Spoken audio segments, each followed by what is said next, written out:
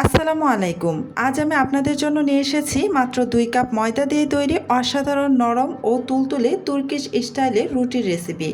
এই রুটি এতটাই সফট যে আঙ্গুল দিয়ে চাপ দিলে আবার নরমভাবেই ফিরে আসে। ওভেন লাগবে না, খুব অল্প তেলেই প্যানের মধ্যে সহজেই তৈরি করা যাবে। প্রথমে একটি বাটির মধ্যে আমি 1 কাপের 3 ভাগের 1 ভাগ গরম দুধ দিয়ে দিলাম।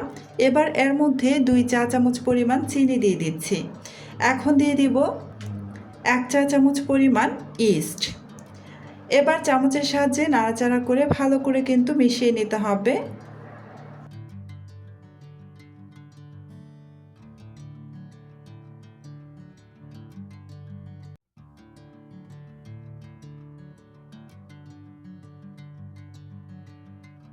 ভালো করে মিশিয়ে নেওয়া হয়ে গিয়েছে, এবার ঢেকে রেখে দেব প্রায় 10 মিনিটের মতো। আর এদিকে আমি আরও একটি পাত্রের মধ্যে নিয়ে নিচ্ছি মেজারমেন্ট কাপে মেপে 2 কাপ পরিমাণ ময়দা, আর দিয়ে দিচ্ছি স্বাদ অনুসারে লবণ। এবার এই লবণটাকে ময়দার সাথে ভালোভাবে নেড়েচেড়ে মিশিয়ে নিচ্ছি।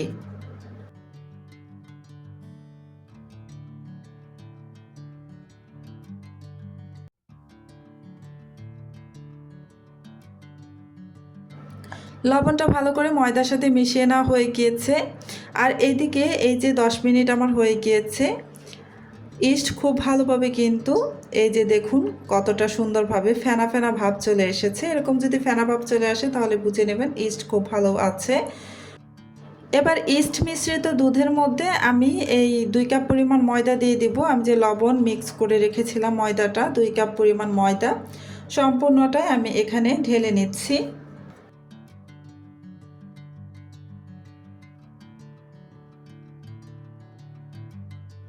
প্রথমে এখানে আমি পানি ব্যবহার করব না, প্রথমেই এই যে ইস্ট মিশ্রিত এই দুধের মধ্যে ময়দাটাকে ভালো করে নাড়াচাড়া করে প্রথমে মিশিয়ে নেব। যতটা সম্ভব ভালো করে মিশিয়ে নিতে হবে। এবার আমি হাতের সাহায্যে ভালো করে মিশিয়ে নেব।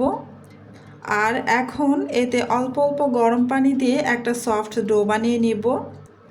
অনেক বেশি পানি একবারে দিয়ে দিবেন না, এতে করে কিন্তু পানি বেশি হয়ে যাওয়ার সম্ভাবনা থেকে যেতে পারে। তাই অল্প অল্প করে পানি দিবেন আর এভাবে মিক্স করে একটা ডো বানিয়ে নেবেন। সফট একটা ডো বানিয়ে নিতে হবে।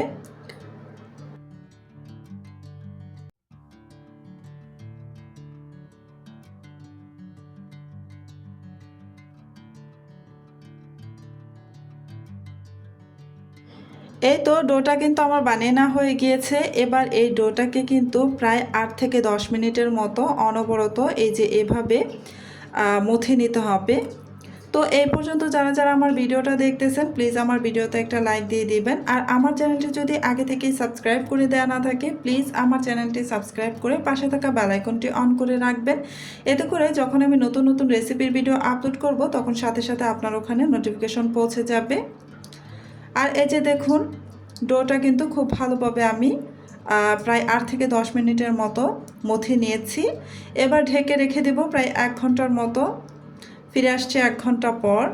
এই তো 1 ঘন্টা পর আমি ঢাকাটা সরিয়ে নিয়েছি আর দেখতেই পাচ্ছেন ডোটা ফুলে আগের তুলনায় দ্বিগুণ হয়ে গিয়েছে। তো এবার এই ডোটাকে আমি আরও কিছুক্ষণ মথে নেব।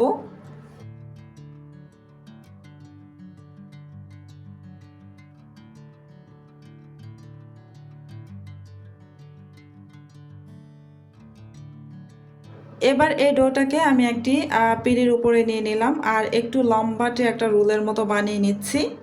তারপর ছুরির সাহায্যে আমি 4 ভাগ করে কেটে নেব।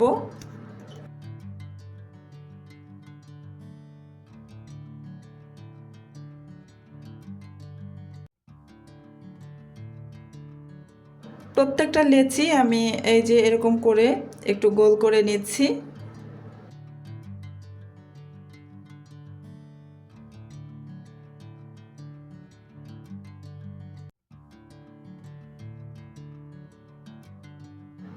তিনটা লেচি পাত্রের মধ্যে উঠিয়ে রাখছি আর একটি লেচি দিয়ে আমি একটি রুটি বেলে নেব।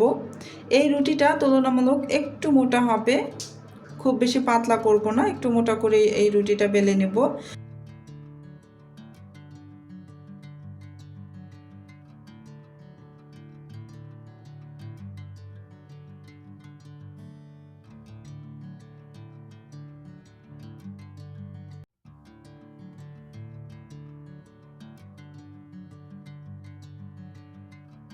এই তো রুটিটা বেলে নেওয়া হয়ে গিয়েছে। এবার আমি এটা একটা সাইডে রেখে দিয়ে আমি আরও একটি রুটি বেলে দেখিয়ে দিচ্ছি।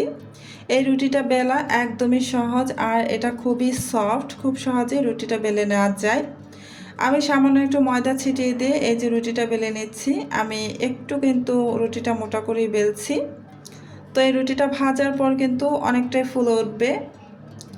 তো এই যে রুটিগুলো আমি বেলে নিয়েছি। এবার আমি চলে এসেছি চুলায় একটা প্যান বসিয়ে দিয়ে প্যানের মধ্যে এই রুটিটা দিয়ে দিলাম। দিয়ে ঢাকনা দিয়ে ঢেকে দিতে হবে, আর চুলার আঁচ কিন্তু মিডিয়াম টু লো আঁচের মাঝামাঝিতে রাখতে হবে। তো প্রায় 1 মিনিটের মতো ঢাকনা দিয়ে ঢেকে রেখে তারপর 1 মিনিট পর ঢাকাটা সরিয়ে নিয়ে আমি একটু রুটিটাকে উল্টে দিলাম। উল্টে দিয়ে আমি উপর থেকে তেল ব্রাশ করে নিচ্ছি। আপনারা এখানে উপর থেকে তেল বা বাটার ব্রাশ করে নিতে পারেন। তো আমি এখানে উপরে সামান্য করে তেল ব্রাশ করে নিয়ে ঢাকা দিয়ে আবারও রেখে দিলাম 1 মিনিটের মতো।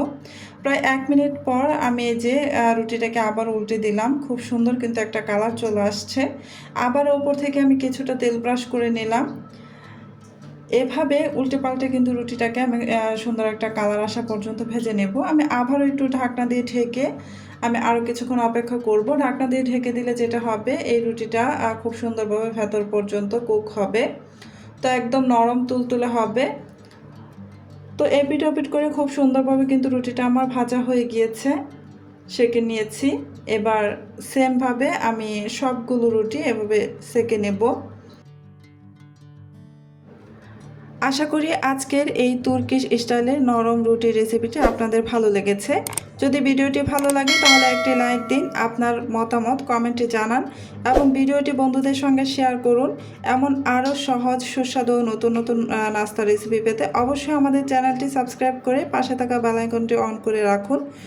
এতে আমি যখনই নতুন নতুন রেসিপির ভিডিও আপলোড করব তখন সাথে সাথে কিন্তু আপনার ওখানে নোটিফিকেশন পৌঁছে যাবে।